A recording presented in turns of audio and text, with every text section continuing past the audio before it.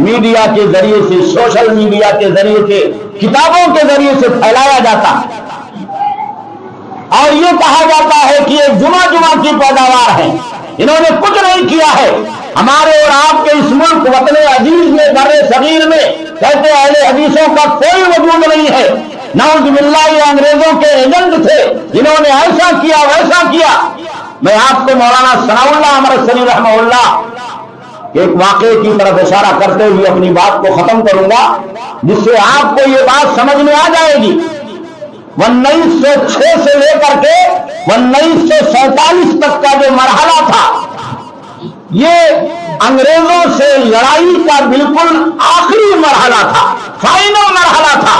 ایک طرف مسلمان اور ہندوستان کے تمام دیش واسی مل کر کے اس ملک کی آزادی کے لیے انگریزوں سے لڑائی لڑ رہے تھے، اور دوسری طرف اسلام کے خلاف اور مسلمانوں کے خلاف یلغار بھی ہو رہا تھا۔ یعنی انگریزوں کا ستم تھا مسلمانوں یا اس ملک میں رہنے والے ان تمام لوگوں کے خلاف جو اس ملک کے دیش واسی تھے، اور دوسری طرف اسلام کے خلاف بھی یلغار۔ ایسا مرحلہ تھا کہ کوئی آدمی بولنے کے لیے، زبان کھولنے کے لیے تیار نہیں تھا، کوئی آدمی کچھ کہنے کے لیے اور لکھنے کے لیے تیار نہیں تھا۔ اس مرحلے میں علماء اہل حدیث نے کتنی کاوشیں کی اور اس سے پہلے کتنی کاوشیں کی، یہ ہم نہیں کہتے ہیں، اس ملک کی تاریخ بتاتی۔ 100 سال تک اکیلے علماء اہل حدیث انگریزوں کے خلاف آپ کے اس ملک کے اندر، بھارت کے اندر انگریزوں سے آزادی کے لیے کئی طرح لڑتے رہے، کوئی لڑنے والا، کوئی آواز بلند کرنے والا نہیں۔ علماء صادق پور ہو یا دیگر علماء ہو، ان کی تاریخ کو آپ پڑھیں، اس تفصیل میں نہیں جانا چاہتا۔ پنڈت جواہر لال نہرو کو جب پہلا وزیر اعظم بنایا گیا تو پٹنہ گئے، جہاں علماء صادق پور رہتے تھے، جو علماء اہل حدیث تھے، تو انہوں نے جا کر کے کہا کہ اگر پورے ہندوستان کے تمام لوگوں کی جہاد آزادی کی کاوشوں کو ترازو کے ایک پلڑے میں رکھ دیا جائے اور صادق پور کے جو علماء اہل حدیث ہیں ان کی قربانیوں کو دوسرے پلڑے میں رکھ دیا جائے، تو ترازو کا یہ پلڑا جس میں علماء اہل حدیث بھاری پڑ جائے گا، بھاری پڑ جائے گا۔ ڈاکٹر تارا چند نے لکھا کہ 5 لاکھ سے زیادہ اکیلے علماء اہل حدیث نے اس ملک کی آزادی کے لیے قربانیاں پیش کر دی۔ میرے بھائی اور ہم کو کہتے ہیں کہ ہم انگریزوں کے ایجنٹ، جب کوئی بولنے والا نہیں تھا تو ہمارے علماء بول رہے تھے، جب کوئی لکھنے والا نہیں تھا تو ہمارے علماء لکھ رہے تھے، جب کوئی کالا پانی اور رنگون کی جیلوں میں سزائیں کاٹنے کے لیے تیار نہیں تھا، سروں کو چھپایا جا رہا تھا، تو ہمارے علماء سب سے پہلے آگے تھے کہ اس ملک کو انگریزوں سے آزادی دلائی جائے۔ کتنے لوگ ہیں جو کالا پانی، رنگون، برما اور نہ جانے کون کون سے جیلوں کے اندر بند رہ کر کے وہیں پر چلے گئے، اللہ کو پیارے ہو گئے، پھانسی کے پھندے پر لٹک گئے۔ مولانا ثناء اللہ امرتسری رحمہ اللہ یا اس ملک کے اندر ان طاقتوں کے خلاف لڑ رہے تھے جو اسلام کے خلاف تھے، جو مسلمانوں کے خلاف تھے، ہماری اور آپ کی فکر اور سوچ کے خلاف تھے۔ ایک طرف انگریز ستا رہا تھا اس کا ظلم کا، دوسری طرف اسی بیچ میں 2-3 کتابیں ایسی لکھ دی گئی جن کتابوں میں اللہ کے نبی صلی اللہ علیہ وسلم کی شان اقدس میں گستاخی کی گئی۔ ستیہ پرکاش، رنگیلا رسول، نعوذ باللہ، پیارے نبی صلی اللہ علیہ وسلم کو یہ باور کرانے کی کوشش کی گئی کہ وہ عیاش تھے، رنگین مزاج آدمی تھے، ایسی کتابیں لکھی گئی۔ کوئی آدمی بولنے کے لیے تیار نہیں تھا، لکھنے کے لیے تیار نہیں تھا، جواب دینے کے لیے تیار نہیں تھا، سب کی زبانیں گم تھی۔ مولانا ثناء اللہ امرتسری رحمۃ اللہ علیہ کھڑے ہوئے، انہوں نے دونوں کتابوں کا جواب دیا۔ ستیہ پرکاش کے جواب میں انہوں نے حق پرکاش لکھا اور شائع کیا، اپنے پرت سے، سنائی پرت سے شائع کیا، امرتسر سے شائع کیا، دلی سے شائع کیا، ہندوستان کے اندر اس کو تقسیم کیا، تب جا کر کے فتنہ دبا جو اللہ کے نبی صلی اللہ علیہ وسلم کو بدنام کرنے کے لیے کیا گیا تھا۔ رنگیلا رسول کے خلاف انہوں نے کتاب لکھی، مقدس رسول، تیار کیا اور شائع کیا اس کو پوری طاقت کے ساتھ اور پوری قوت کے ساتھ، اسلام کا، مسلمانوں کا، اللہ کے نبی صلی اللہ علیہ وسلم کا، آپ کی شان اقدس کا دفاع کیا۔ اور ہم ہی کو کہا جاتا ہے کہ ہم گستاخ رسول ہیں، ہم ہی کو کہا جاتا ہے کہ ہم گستاخ رسول ہیں۔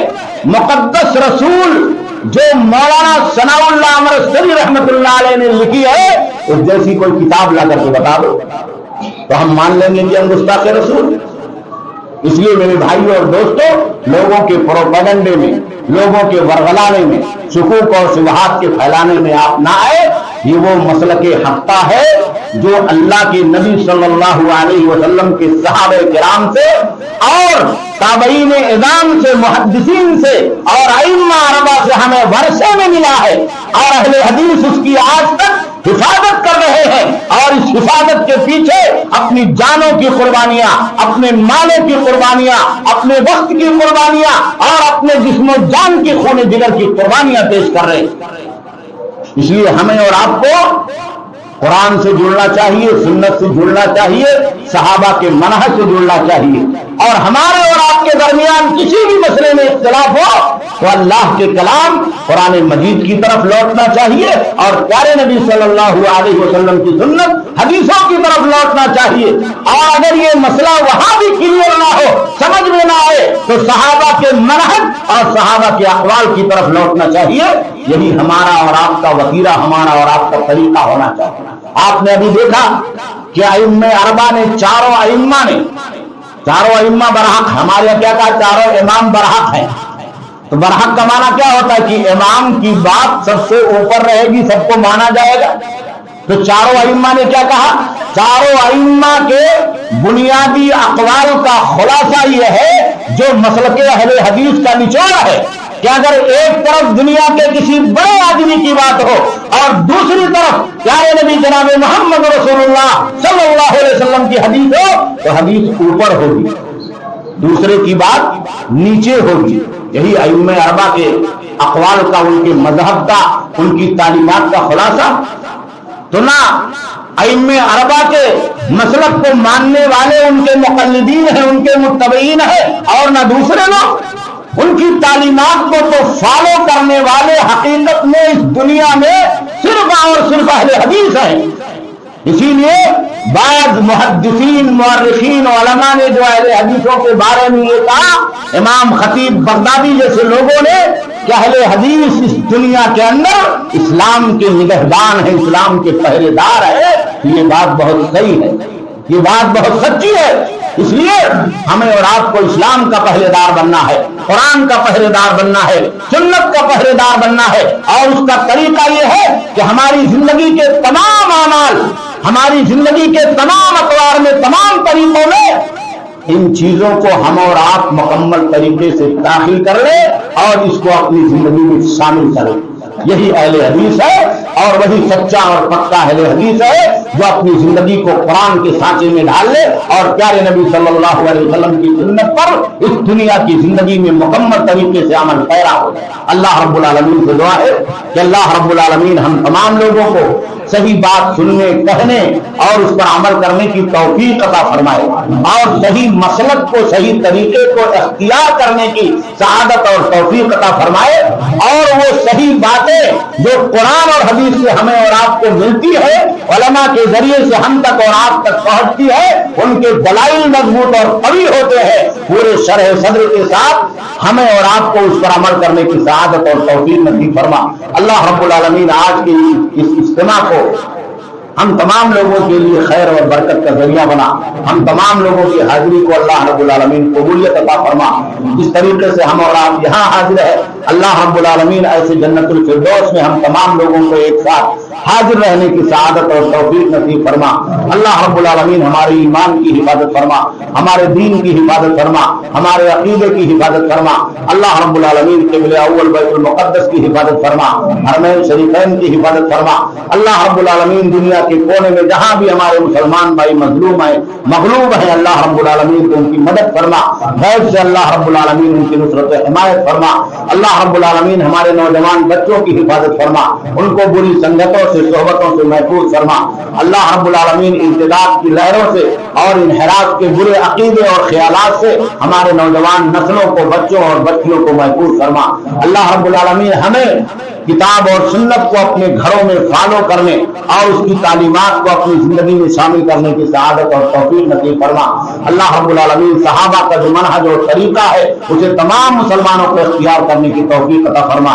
اللہ رب العالمین ہمیں اس دنیا کے اندر گناہوں سے محفوظ فرما، شرک سے محفوظ فرما، کفر سے محفوظ فرما، بدعات اور خرافات سے محفوظ فرما، گناہوں سے محفوظ فرما، شیطان کے وسوسے سے محفوظ فرما۔ اللہ رب العالمین برائیوں سے، بری جگہوں سے، برے لوگوں سے اور ان کی صحبتوں سے محفوظ فرما۔ اللہ رب العالمین ہم تمام لوگوں کو قرآن اور سنت پر متحد ہونے کی سعادت اور توفیق نصیب فرما۔ اللہ رب العالمین ہمیں عقیدہ توحید پر چلنے کی سعادت اور توفیق عطا فرما۔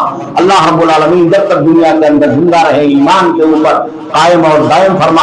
ہماری زندگی میں پیارے نبی صلی اللہ علیہ وسلم کی سنت مشعل راہ ہو، اور جب خاتمہ ہوئی تھی ایمان پر ہو، کلمہ لا الہ الا اللہ محمد رسول اللہ صلی اللہ علیہ وسلم پر ہو۔ ربنا تقبل منا انک انت السمیع العلیم وتب علینا انک انت التواب الرحیم برحمتک یا ارحم الراحمین۔ والسلام علیکم ورحمۃ اللہ وبرکاتہ۔